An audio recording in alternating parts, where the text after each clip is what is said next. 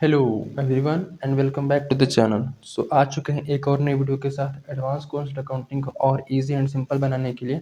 Previous video से हमने advance ये क्या बोलते हैं यूनिट और आउटपुट कोस्टिंग जो कोस्ट सीट के नाम से भी जाना जाता है, तो कोस्ट सीट हमने शुरू किया था। ठीक है, and in this video cost sheet को कंटिन्यू करते हुए नेक्स्ट क्वेश्चन की तरफ मूव करते हैं। प्रीवियस वीडियो में कोस्ट सीट का मीनिंग, फॉर्मेट और यूनिट और आउटपुट कोस्टिंग क्या होता है वो सभी हमने डिस्कस कर लिया था। एक क्वेश्चन भी देखा था कि किस प्रकार से कोस्ट शीट बनाया जाता है।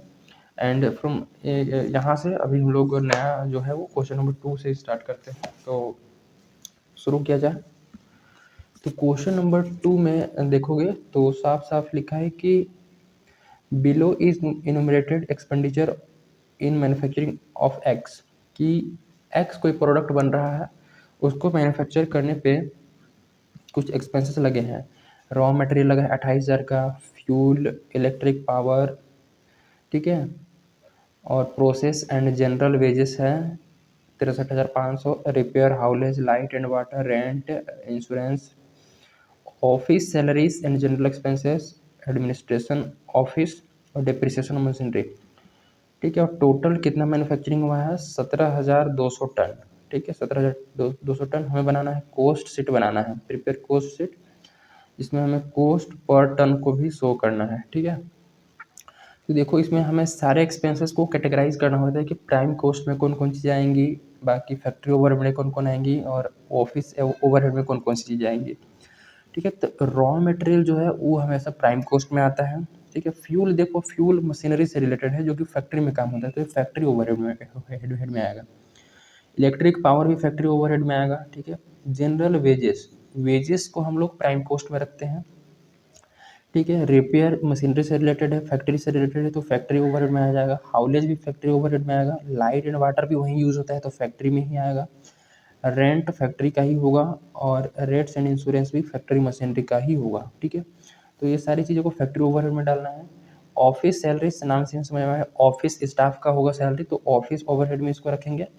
और एडमिनिस्ट्रेशन ब्रैकेट में ऑफिस लिखा है तो ऑफिस ओवरहेड में ही रखेंगे, और एडमिनिस्ट्रेशन बस लिखा होता है तो भी ऑफिस ओवरहेड में ही रखते हैं, क्योंकि ऑफिस एंड एडमिनिस्ट्रेशन ओवरहेड पूरा नाम ही होता है। ठीक है, डिप्रिसिएशन ऑफ मशीनरी, तो मशीनरी से रिलेटेड है जो तो फैक्ट्री ओवरहेड में आएगा। ठीक है, अब हमें पता चलिए कौन कौन से एक्सपेंसेस कहाँ आएंगी, तो फटाफट हम लोग फॉर्मेट पे पुट कर लेते हैं चीज़ों को। बस पुट करना है, कुछ भी नहीं। सबसे बनाएंगे कोस्ट सेट। ठीक है, फॉर द मंथ जो भी होगा। आउटपुट में टन टोटल है 17,200, पर्टिकुलर होगा टोटल का अमाउंट, कोस्ट और टन का कॉलम। ठीक है, सबसे पहले लिखेंगे रॉ मटेरियल 28,000 और जनरल वेजेस 63,000। ठीक है, इसको टोटल जोड़ेंगे 91,500, इसको बोलेंगे प्राइम कोस्ट। प्राइम कोस्ट में हम लोग जोड़ते हैं फैक्ट्री ओवरहेड, तो फैक्ट्री ओवरहेड में फ्यूल जोड़ दिए 6,900, इलेक्ट्रिक पावर, रिपेयर, हाउलेज और light and water, rent, rates and insurance, depreciation machinery, ये सब फैक्ट्री ओवरहेड में ही आएगा। इसको जोड़ने के बाद टोटल जो है वो 1,08,400 आ गया। अभी तक का टोटल एक्सपेंस, अभी तक के टोटल एक्सपेंस को क्या बोलेंगे, वर्क कॉस्ट या फिर फैक्ट्री कॉस्ट। ठीक है, वर्क या फिर फैक्ट्री कॉस्ट इसको बोला जाएगा। देन उसके बाद जो है वो ऑफिस ओवरहेड को जोड़ेंगे। ऑफिस ओवरहेड में ऑफिस का सैलरी दे के रखा था 7,000 और एडमिनिस्ट्रेशन एक्सपेंस 5,000। ठीक है, इसको जोड़ने के बाद अभी तक का टोटल एक्सपेंस आ गया है 1,20,400। इसको बोलेंगे कॉस्ट ऑफ प्रोडक्शन या फिर टोटल कॉस्ट। ठीक है, कॉस्ट ऑफ प्रोडक्शन। ठीक है, अगर सेलिंग एंड डिस्ट्रीब्यूशन एक्सपेंस होता तो उसको जोड़ते और लिंक नीचे लिखते कॉस्ट ऑफ सेल्स। ठीक है, ये टोटल कॉस्ट वहाँ लिखते। ये कॉस्ट ऑफ प्रोडक्शन हो गया। अब इसको कॉस्ट पर टन हमें निकालना है। कॉस्ट पर टन कैसे निकालेगा, ये टोटल एक्सपेंस जो भी जितने भी हो रहे हैं इसको हम लोग टन से डिवाइड करते हैं, टोटल टन से। जैसे कि 28,000, 28,000 को डिवाइड करेंगे, टोटल टन कितना मैन्युफैक्चरिंग हुआ है 17,200, तो 28,000 डिवाइडेड बाई 17,200, तो ये आएगा 1.62 आ रहा है, तो 1.62 लिख दिया। 63,500 को डिवाइड करेंगे 17,200 से। ठीक है, तो इसको डिवाइड कर लेता हूँ, 63,500 को 63 बना लिया जाए, ये 3.69 आ गया है। ठीक है, तो 3.69 लिख दिया। इसी तरीके से सबका डिवाइड कर करके लिखेंगे ठीक है। और लास्ट में हमें पता चलेगा कि टोटल कॉस्ट ऑफ प्रोडक्शन तो 1,20,000 है और कॉस्ट पर टन जो है वो 7 रुपये पर टन आया हुआ है। ठीक है, 1,20,000 को 1,20,400 को डिवाइड करके दिखा देते हैं। 1,20,400 डिवाइड 17,200 टन मैन्युफैक्चरिंग हुआ है, तो वो 7 रुपये जो पर टन है वो आ रहा है कॉस्ट। ठीक है, तो सिंपल इस प्रकार से हमें बनानी होती है। क्वेश्चन नंबर 3 को अगर मैं डिस्कस करें, ठीक है, तो क्वेश्चन नंबर 3 में क्या लिखा है कि from the following particulars of cholerae for month of March 2021 हमें कॉस्ट शीट बनानी है। तो ये सब जो है ना, कोलरी वाले, कोल वाले, माइंस वाले, ठीक है, इस सब में जो है वो रॉयल्टी जो है वो प्राइम कॉस्ट में ही कंसिडर किया जाता है, वो मेन इनकम होता है। ठीक है,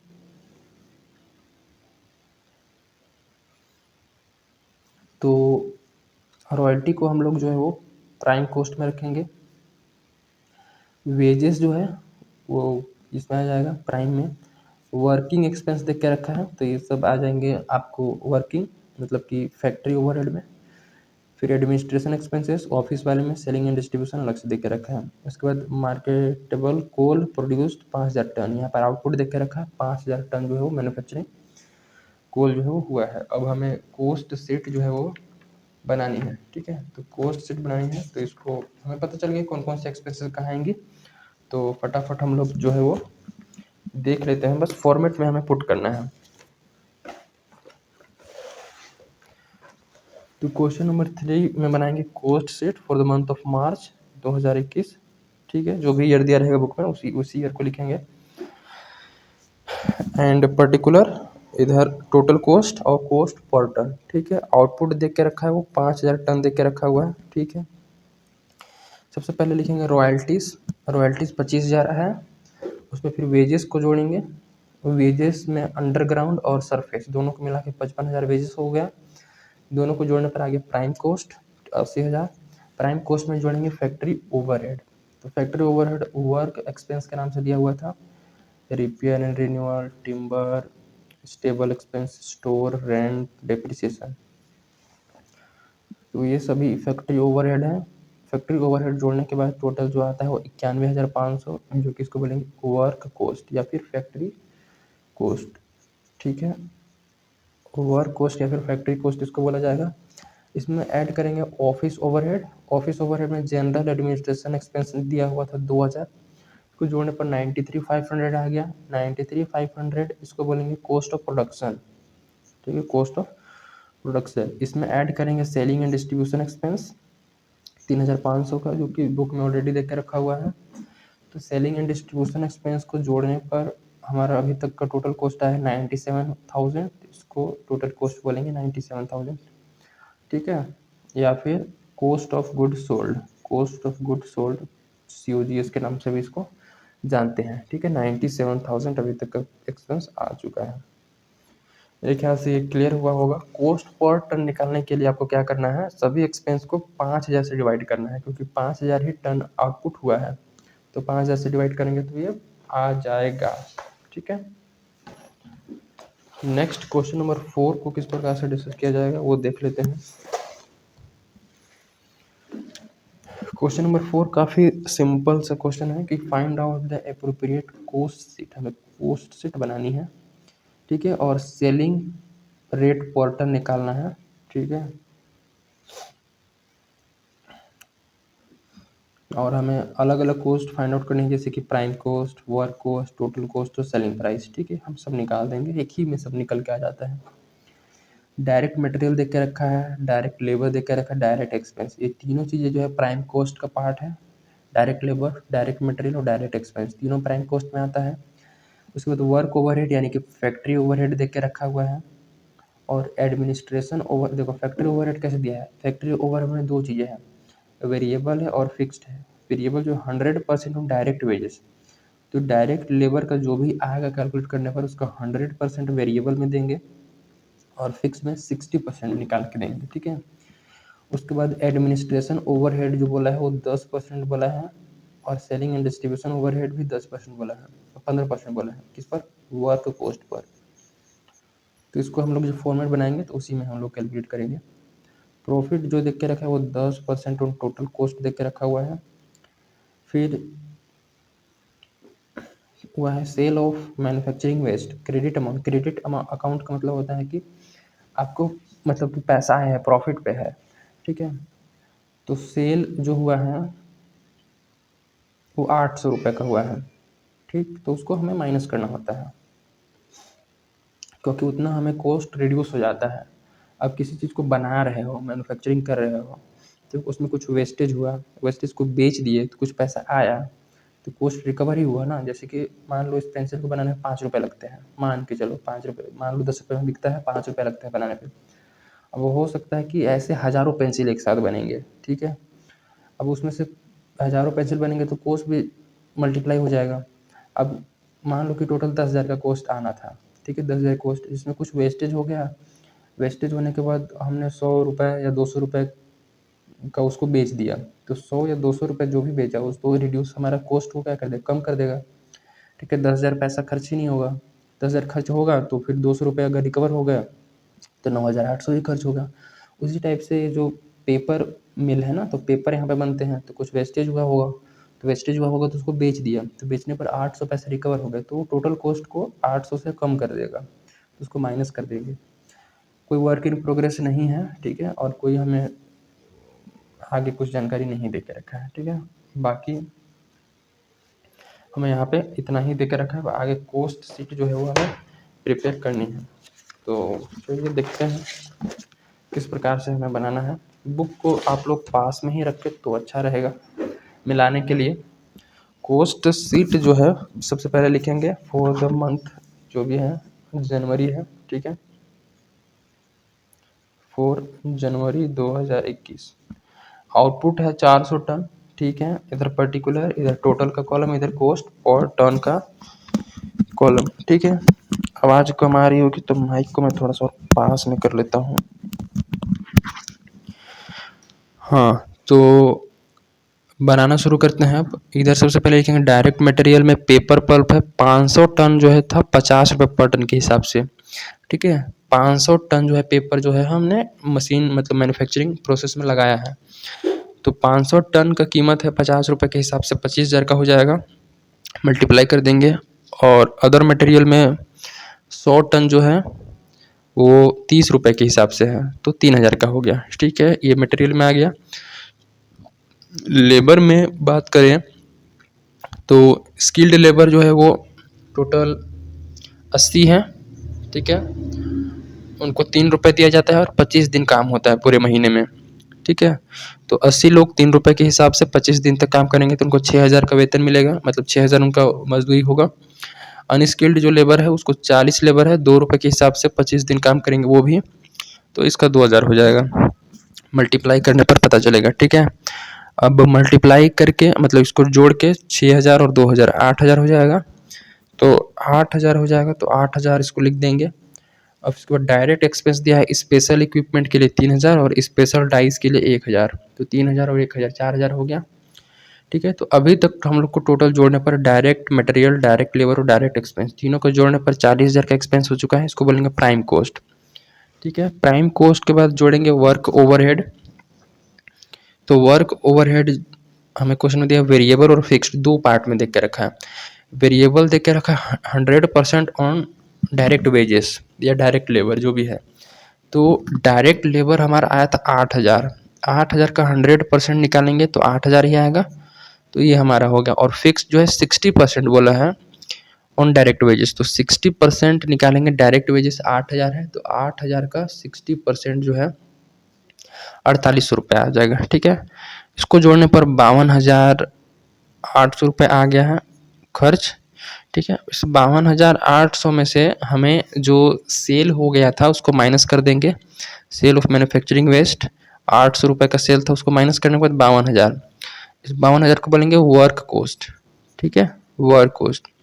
क्योंकि हमें पता चल गया होगा जैसे मटेरियल डायरेक्ट और ये सब एक्सपेंस होना शुरू हो गए, ठीक है, मैन्युफैक्चरिंग होना शुरू हो गया तो वेस्टेज हो गया होगा, तो उसी को हम बेच दिए, तो बेच दिए तो उसको फिर माइनस कर देंगे फैक्ट्री ओवरहेड को ऐड करने के बाद, ठीक है। फैक्ट्री ओवरहेड को ऐड करने के बाद माइनस कर दिया 800 रुपये, तो वर्क कॉस्ट ही आ गया। वर्क कॉस्ट में फिर ऐड करेंगे ऑफिस ओवरहेड, ऑफिस ओवरहेड जो है वो 10% ऑन वर्क कॉस्ट बोला है। तो वर्क कॉस्ट हमारे ये देखो, वर्क कॉस्ट ये रहा, वर्क कॉस्ट है 52,000, इसी का 10% ऐड कर लेंगे 5200 हो जाएगा। 10% 52,000 का 10% 5200, ठीक है। 52,000 10% कैलकुलेट करेंगे तो 5200 आ जाएगा। एंड 5200 को ऐड कर देंगे तो ये कितना आ जाएगा, 57,200, ठीक है। 200 और 5 और 2 7 और 5 का 5, ठीक है। इसको बोलेंगे कॉस्ट ऑफ प्रोडक्शन। क्या बोला जाएगा इसको, cost of production. Cost of production में ऐड कर लेंगे सेलिंग एंड डिस्ट्रीब्यूशन एक्सपेंस, जो कि 15% बोला है वर्क कॉस्ट का। तो वर्क कॉस्ट है 52,000, इसका 15% if you calculate then we get 7,800 rupees, ठीक है। Let me show you 52,000 rupees we have work cost 52,000, we have to calculate 15% for selling and distribution expenses. So for selling and distribution expense we are going to calculate 15%, so into 15 percentage, then we get how much amount, that is 7,800, okay। So 7,800, ठीक है, we get as selling and distribution expenses, so we have to add, so here 7,800 we have to add on cost of production। Cost of production 57,200 आया हुआ था, उसमें 7,800 selling and distribution जोड़ने के बाद आगे 65,000 total expense up to here, and we have to call it cost of sales, क्योंकि selling and distribution जोड़ने के बाद हमको उसको क्या बोलना होता है, मतलब क्या उसको बोलेंगे, कॉस्ट ऑफ सेल्स आ चुका है, जिसको टोटल कॉस्ट भी बोल सकते हैं, ठीक है। फिर इसमें हमें प्रॉफिट ऐड करना है। टोटल कॉस्ट में प्रॉफिट बोला था 10%, तो 65,000 का 10% भी कैलकुलेट करेंगे for the profit, we get 6,500। इसको ऐड करने के बाद हमें सेल्स पता चल जाएगा कि 71,500 में इसको हमें सेलिंग करनी है, ठीक है। कॉस्ट पर टन निकालने का सिंपल सा तरीका है कि जितने भी इधर एक्सपेंसेस होकर रखे हैं इसको हमें टोटल आउटपुट से डिवाइड करते जाना है। टोटल आउटपुट है 400 टन, तो 400 से सबको डिवाइड करेंगे तो हमारा जो है वो कॉस्ट पर टन के जो है वो चीज़ें निकल के आ जाएंगी, एक्सपेंसेस, ठीक है। क्वेश्चन नंबर यहाँ तक तो क्लियर है, 4 तक, ठीक है। सिंपल सी क्वेश्चन है। आगे की क्वेश्चन बहुत सिंपल है, ठीक है। मेरे ख्याल से आगे क्वेश्चन आप लोग इजीली सॉल्व कर लेंगे, ठीक है। कुछ खास नहीं है, रॉ मटेरियल है, डायरेक्ट वेजेस है, इधर लेबर, अच्छा डायरेक्ट वेजेस से लेबर हो गया, फिर इधर मशीन जो है वो फैक्ट्री से रिलेटेड है, सेलिंग ओवरहेड दे के रखा है, ऑफिस ओवरहेड दे के रखा है, यूनिट 4,000 है, 3,600 यूनिट जो है वो सोल्ड हुआ है, 4,000 बना था, तो 400 का क्लोजिंग स्टॉक हो जाएगा, तो उसको हमें माइनस कर लेंगे। सिंपल चीज़ें हैं, ज़्यादा कुछ खास नहीं है। मैं 5 नंबर को भी इसमें मैं बता देता हूँ, बाकी 6 और 7 बिल्कुल सेम है, 5 की तरह ही है, तो उसमें हम लोग देख लेते हैं। 5 नंबर देखो कैसे बनेंगे। सबसे पहले लिखेंगे कॉस्ट सेट, यूनिट लिखेंगे, प्रोडक्शन हुआ है 4,000 का, टोटल कॉस्ट और कॉस्ट पर यूनिट, ठीक है। सबसे पहले लिखेंगे रॉ मटेरियल कंज्यूम्ड 80,000, बुक में देकर रखा 80,000, ठीक है। मैं बुक को एक बार फिर से दिखा देता हूँ। रॉ मटेरियल 80,000 है, ठीक है, और डायरेक्ट वेजेस 48,000 है, ठीक है। तो डायरेक्ट वेजेस हो गए 48, और डायरेक्ट एक्सपेंस दिया नहीं है तो इसको खाली छोड़ दो या फिर लिखो ही मत, लिख भी सकते हो, कोई उसमें इशू नहीं है। तो टोटल अभी तक 1,28,000 ही हुआ है कॉस्ट, तो 1,28,000 को बोलेंगे प्राइम कॉस्ट। प्राइम कॉस्ट में ऐड करेंगे वर्क ओवरहेड या फिर फैक्ट्री ओवरहेड, ठीक है। इसको क्या बोल सकते हैं, और फैक्ट्री ओवरहेड। फैक्ट्री ओवरहेड को कैसे निकालना है, मशीन कितना वर्क किया है उस पर दिया है, तो 8,000 घंटे मशीन किया है और मशीन आवर रेट जो है 4 रुपये था, तो 4 रुपये के हिसाब से 32,000 का कॉस्ट हो गया, तो इसको जोड़ेंगे तो 1,60,000 वर्क कॉस्ट आ गया, ठीक है, या फिर फैक्ट्री कॉस्ट, वर्क कॉस्ट या फिर फैक्ट्री कॉस्ट आ गया। इसमें हम लोग ऐड करेंगे further office overhead. Office overhead 10% of क्या बोला है, वर्क कॉस्ट का 10%, तो 10% 1,60,000 वर्क कॉस्ट है, तो 1,60,000 का 10% कैलकुलेट करेंगे तो कितना हो जाएगा, 16,000। 16,000 को जोड़ने के बाद 1,76,000 हो गया, इसको बोलेंगे कॉस्ट ऑफ प्रोडक्शन, ठीक है। कॉस्ट ऑफ प्रोडक्शन 4,000 यूनिट अभी तक बन रहा था, 4,000 यूनिट्स को बनाने के लिए टोटल कॉस्ट आ चुका है, ठीक है, 1,76,000, और इसको यूनिट से डिवाइड करेंगे, मतलब कॉस्ट पर यूनिट निकालने के लिए हम लोग 4,000 से डिवाइड कर देते हैं तो 44 रुपये आ गया। अब आगे क्या करना है कि 4,000 यूनिट्स तो बन गया, ठीक है। लेकिन बेचना है 4000 नहीं, 3600 ही बेच रहा है, तो बाकी तो रह जाएगा। बाकी रह जाएगा मतलब कि बाकी जो है वो नहीं बिकाएगा। तो कितना नहीं बिकाएगा देखो, अगर टोटल बना है 4000, बेच रहे हैं टोटल 3600 ही, तो 400 का क्लोजिंग स्टॉक हो जाएगा कि नहीं। 400 तो पड़ा रह जाएगा हमारे गोडाउन में ही, ठीक है। तो 400 जो है वो क्लोजिंग स्टॉक हो जाएगा, तो उसको हमें माइनस कर लेना होगा टोटल कॉस्ट से। क्लोजिंग स्टॉक के नाम से लिखेंगे 400 यूनिट 44 रुपये के हिसाब से माइनस कर देंगे 17,600। 44 रुपये के हिसाब से क्यों? क्योंकि कॉस्ट जो आया था पर यूनिट के हिसाब से वो 44 रुपये आया था। 1,76,000 था ना, 1,76,000 डिवाइडेड बाई टोटल जो है वो 4000 जो है इनपुट मतलब कि आउटपुट बना था। 44 रुपये बन रहा है एक के बनाने पे 44 रुपये का खर्च आ रहा है। मतलब एक अगर कैलकुलेटर बन रहा है तो 44 रुपये में, ठीक है। तो इसी तरीके से 400 कैलकुलेटर को हम लोग नहीं बेच रहे हैं, तो 400 का कितना हो जाएगा? तो 44 रुपये के हिसाब से 17,600। तो ये जो है वो 17,600 आ गया। इसको माइनस करने के बाद जो है वो कॉस्ट ऑफ प्रोडक्शन हो गया 3600 यूनिट्स का, जो कि हमें सेल करना है। 3600 यूनिट्स का कितना हो गया? 1,58,400। अब 3600 यूनिट को हम लोग बेच रहे हैं, तो उसको बेचने पे सेलिंग एंड डिस्ट्रीब्यूशन एक्सपेंस भी आ रहा है, ठीक है। ये तो कॉस्ट ऑफ प्रोडक्शन हुआ था ना 3600 यूनिट का, ठीक है। तो इसमें 3600 और 1.5 रुपये के हिसाब से सेलिंग एंड डिस्ट्रीब्यूशन एक्सपेंस, तो 1.5 रुपये के हिसाब से मल्टीप्लाई करके जोड़ लेंगे, तो 1,63,800 आ जाएगा। तो उसको बोलें कॉस्ट ऑफ सेल्स। इसमें प्रॉफिट कैसे निकाला है? प्रॉफिट बैलेंस में निकलेगा, क्योंकि हमें प्रॉफिट नहीं देख के रखा था, हमें देख के रखा था सेल्स, ठीक है। अभी तक टोटल कॉस्ट कितना आ चुका है? 1,63,800, 163,800, ठीक है। इनवे और सेल्स हो रहा है 1,80 में। सेल्स बोल रखा था कि 50 रुपये ईच, 50 रुपीज़ के हिसाब से। तो 3600 यूनिट बेच रहे हैं, 50 रुपये के हिसाब से 1,80,000 का है। तो प्रॉफिट कैसे निकलेगा? सेल्स में से हम कॉस्ट ऑफ गुड्स सोल्ड को माइनस कर देते हैं, तो क्या आ जाएगा? प्रॉफिट आ जाएगा, ठीक है।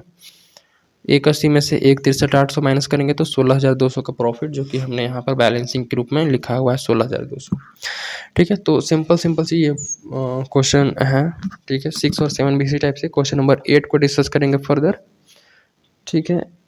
8 भी बहुत सिंपल है। फिर इधर क्वेश्चन नंबर 13 14 में ही थोड़ा सा वो है, तो इसको भी हम लोग डिस्कस कर लेंगे, ठीक है। सो मिलते हैं in the next video. Till then thank you.